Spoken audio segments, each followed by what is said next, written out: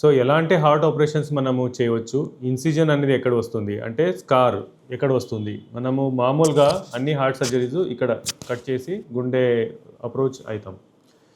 But ఈ minimal invasive surgery లోప మనము ఐదర్ వి గో రైట్ థొరాకోటోమీ అంటే రైట్ సైడ్ ఇన్సిజన్, లేకుండా కొన్ని సర్జరీస్ లెఫ్ట్ సైడ్ ఇన్సిజన్ పెట్టి మనము approach అయ్యవచ్చు.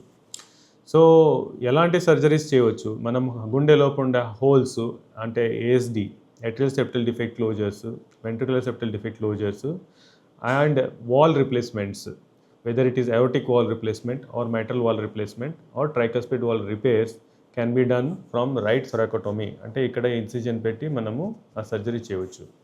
Bypass surgery, heart attack గుండె అటాక్ వచ్చి దానికి బైపాస్ సర్జరీ కావాలంటే we can do surgery from the left side థొరాకోటోమీ.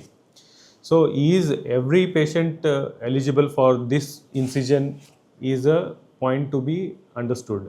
ఎందుకంటే అన్ని గుండె సర్జరీసు మనము ఈ మినిమల్ ఇన్వేజివ్తో చేయడానికి కొంచెం కష్టమైపోతుంది. అలాంటి పరిస్థితిలో మనము we always prefer to go for a mid line sternotomy because it has less risk approach for the conventional procedures. But over time, we have seen that 90% of the patients are eligible for minimal invasive surgery.